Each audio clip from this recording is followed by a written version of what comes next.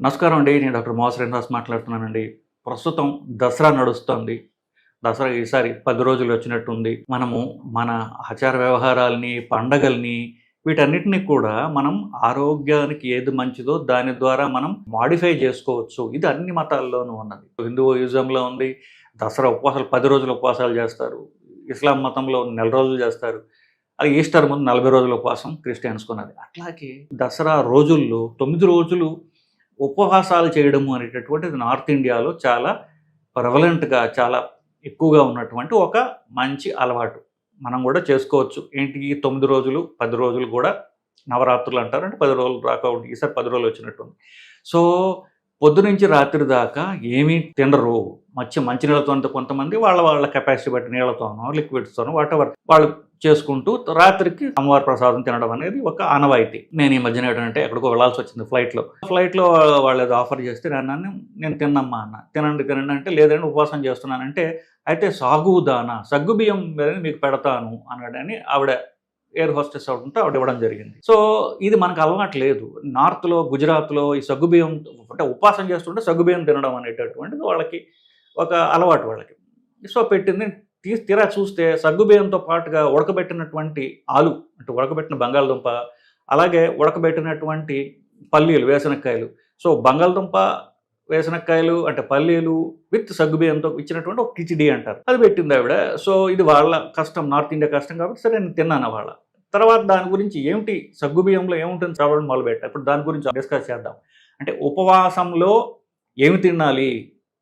ఉపవాసం క్యాలరీస్ తగ్గించుకోవడానికి కదా. సో క్యాలరీస్ తక్కువ ఉండే ఏమి తిండ్లు మనం తినవచ్చు. ఇది దసరా ఉపవాసాలకే కాదు, ఏ ఉపవాసానికైనా కూడా మనకి పనికి వచ్చేదిగా ఉంటుందని ఈ వీడియో చేస్తున్నాను నేను. ఇకపోతే మనం మొదటగా మొదలుపెట్టినటువంటి సగ్గుబియ్యం గురించి మాట్లాడదాం. అది బెస్ట్ ఎలా తెలుస్తుంది? అంతకుముందు కొన్ని వీడియోస్ చేశాను. మీకు అందరికీ సుపరిచితమైనటువంటి కంటిన్యూస్ గ్లూకోజ్ మానిటరింగ్ అనేటట్టు ఒక ప్యాచ్ ఉంటుంది. ఆ ప్యాచ్ని చెయ్యి వెనకాల భాగంలో అంటిస్తారు. అలాగా అంటించినట్లయితే కంటిన్యూస్గా మీ రక్తంలో షుగర్ ఎంత ఉంది అని మానిటర్ చేస్తూ ఉంటుంది. అది మీకు ఫోన్లోకి యాప్ ఇస్తారు. ఎన్నిసార్లు కావాలంటే అన్నిసార్లు, అది 2 వారాలు ఉంటుంది చేతి మీద, మీరు దాన్ని చూసుకోవచ్చు. సో కంటిన్యూస్ గ్లూకోజ్ మానిటరింగ్ ద్వారా మన షుగర్ ఎంత పెరిగింది, ఏమి తింటే ఎంత పెరిగింది అనేటటువంటిది మనం చూసుకోవచ్చు. ఇది అంతకుముందు నేను ఒక 3-4 వీడియోలు చేయడం కూడా జరిగింది దీని మీద. ఈసారి ఇది మనం చూద్దాం. నార్త్ ఇండియాలో ప్రబలం. మనం అందరం కూడా జనరల్గా ఉపవాసాల్లో తినేటటువంటి సగ్గుబియ్యంతో చేసినటువంటి కిచిడి, రెండోది అటుకులు కూడా ఉపవాసం టైంలో తినేటటువంటిది. 3 ఉప్మా అంటారు. ఈ 3 ఎక్కువ ఉపవాసాలు చేసేవాళ్ళు తినేటటువంటి తిండి. సో ఇకపోతే ఫస్ట్ది మనం సగ్గుబియ్యం గురించి మాట్లాడదాం. ఈ సగ్గుబియ్యం కంబైన్డ్ విత్ బంగాళదుంప కూడా ఉన్నది. కోర్స్ ఈ పల్లీల్లో వేసిన క్యాలరీస్ ఉండవు, అది మంచి ప్రోటీన్. సో దాన్ని పక్కన పెట్టి బంగాళదుంప సగ్గుబియ్యం కంబైన్ చేస్తే అది 250 గ్రాములు తిన్న తర్వాత 2 గంటల తర్వాత షుగర్ ఎప్పుడు చూడాలి? ఎప్పుడు కూడా తిన్న 2 గంటల తర్వాత. నిజం చెప్పాలంటే గంటన్నర, 90 మినిట్స్ అంటాం కదా, ఇది 2 గంటలు వేసుకుని 2 గంటలకు కామన్గా చూస్తుంటారు, పర్వాలా ఓకే. 2 గంటల తర్వాత చూస్తే రైస్ తింటే 100 నుండి 110 దాకా వస్తుంది 2 గంటల తర్వాత. షుగర్ 100 పెరుగుతుంది. మీ బేసిక్ షుగర్ నుంచి 100 పెరుగుతుంది. 100 నుండి 110 దాకా పెరుగుతుంది మీరు తినే రైస్ బట్టి. Brown rice, white rice. సగ్గుబియ్యంతో ఇది తింటే ఎంత 60 పెరిగింది. సో ఉపవాసం ఏముంది? ఇంకా ఉపవాసం పేరుతో మనం ఏదో తింటున్నాం. అది కల్చరలీ ప్రోగ్రామ్డ్. మన పెద్దవాళ్ళు ఇచ్చినటువంటి ఒక ఆచార వ్యవహారం తప్ప ఇది నిజంగా మీకు క్యాలరీస్ తగ్గడానికి ఉపయోగపడటం లేదు. రైస్ అవాయిడ్ చేస్తున్నారు కానీ ఆల్మోస్ట్ అంతే క్యాలరీస్ ఉన్నటువంటిది ప్లస్ బంగాళదుంప కూడా ఉన్నటువంటి తింటున్నాము. సో సగ్గుబియ్యం ద్వారా 60% షుగర్ పెరుగుతోంది కాబట్టి అది ఒక సిక్గా ఉన్న వాళ్ళు కానివ్వండి, పేషెంట్లకు కానివ్వండి, లేకపోతే ఉపవాసాలు చేసే వాళ్ళకి ఇచ్చేటటువంటి మంచి తిండి కాదు అనేటటువంటిది చెప్తోంది మనకి. సో నెక్స్ట్ ఆలోచిద్దాం. నెక్స్ట్ ఏంటి? అటుకులు ఎక్కడి నుంచి వచ్చాయండి? అటుకులు ఎండబెట్టిన బియ్యమే కదా. అటుకులు ప్లస్ మీరు అటుకులు ఉప్మా చేసుకోండి, ఏమైనా చేసుకోండి. అటుకులతో రైస్ అంత పెరగల, సగ్గుబియ్యం అంత పెరగలేదు, కానీ 20% షుగర్ పెరిగింది. ఎందుకు? అటుకులు డ్రై చేయడం ద్వారా దానిలో ఫైబర్ మాత్రమే మిగులుతోంది, కానీ అది 20% మీ షుగర్ని పెంచుతోంది. అట్లాగే మూడోది ఉప్మా అనుకున్నాం. ఉప్మా అంటే బొంబాయి రవ్వతో చేస్తారు, కొంతమంది గోధుమ రవ్వతో చేస్తారు. గోధుమ రవ్వతో చేసిన ఉప్మా అయితే బెటర్, మనకి క్యాలరీస్ తగ్గుతాయి. గోధుమ రవ్వ నూక కాబట్టి అది. ఇకపోతే ఒట్టి రైస్ బొంబాయి రవ్వతో చేసినటువంటి ఉప్మా అయితే అది కూడా ఆల్మోస్ట్ 20% షుగర్ పెరుగుతూ ఉన్నది. సో ఈ 3 కూడా మంచి సబ్స్టిట్యూట్స్ కాదు మీరు ఉపవాసం చేస్తున్నప్పుడు. మనకి ఇవి 3 కల్చరల్లీ ప్రోగ్రామ్ మనకు చెప్పబడ్డాయి. మరి బెటర్ ఆల్టర్‌నేటివ్స్ ఏంటండి? ఇప్పుడు నేనేం చేస్తున్నాను అంటే ఫ్రూట్స్ జనరల్‌గా వద్దంటాం.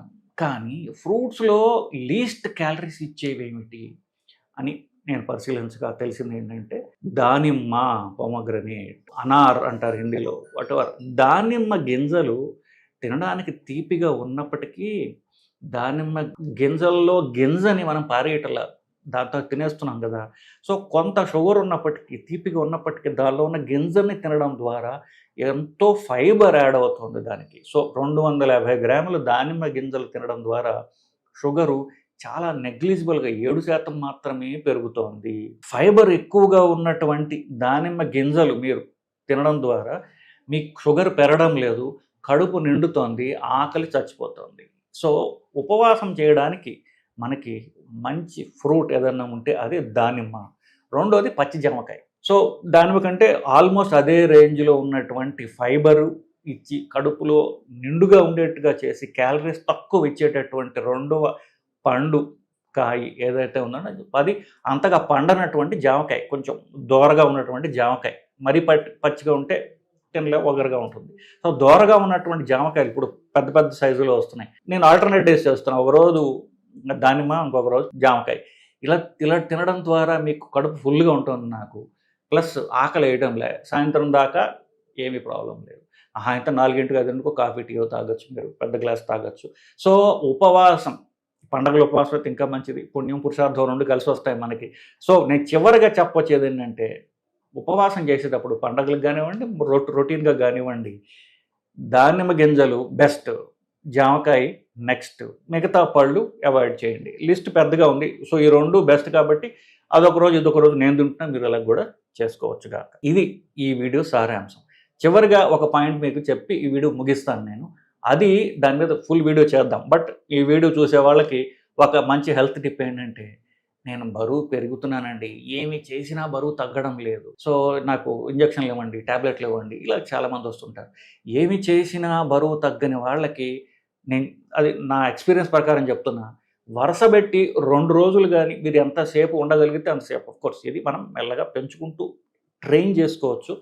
కనీసం 2 రోజులు కనుక మీరు ఉపవాసం చేసినట్లయితే మీ బాడీలో ఉన్న ఆ రెసిస్టెన్స్ బ్రేక్ అవుతుంది. సో 2 రోజులు ఉపవాసం చేయడం ఎట్లా?